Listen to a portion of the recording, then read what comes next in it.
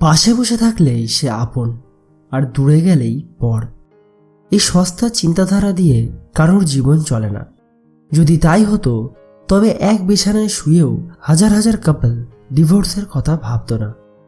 মহাজ্ঞানী চাণক্য কয়েক হাজার বছর আগেই এই ডিস্টেন্সের গেমটা ডিকোড করে গেছেন।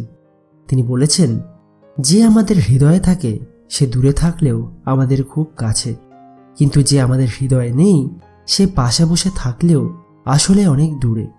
মানে আসল খেলাটা ফিজিক্যাল প্রেজেন্সের নয়, আসল খেলাটা হলো কানেকশনের। ভালোবাসা বা বন্ধুত্বের কোনো ভৌগোলিক সীমানা হয় না।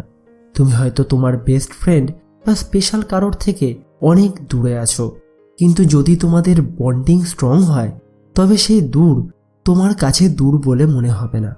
অন্যদিকে একই ডাইনিং টেবিলে বসে দুজন মানুষ ডিনার করছে, কিন্তু দুজনেই নিজের ফোনে বিজি, তাহলে কাছে থাকলেও সেই সম্পর্কই নয়।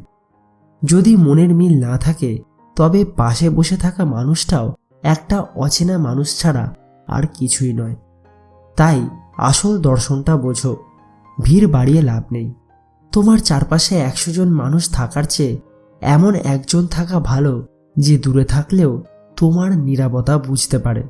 যদি কারোর সাথে তোমার মনের কানেকশন না থাকে তবে জোর করে সেই সম্পর্ককে টানার কোনো মানেই নেই। যেখানে ভালোবাসা তুমি পাচ্ছ সেখানেই নিজের বেশি সময় দেওয়ার চেষ্টা করো। তাই আজই একবার ভাবো, তোমার হৃদয়ে কারা আছে আর তুমি কার হৃদয়ে আছো। দূরত্বের ভয় পেও না, ভয় পাও মনের দূরত্বকে। কারণ দিন শেষে শরীরের দূরত্ব ঘুচে যায়, কিন্তু মনের দূরত্ব থেকে গেলে জীবনটা একঘেয়ে হয়ে যায়।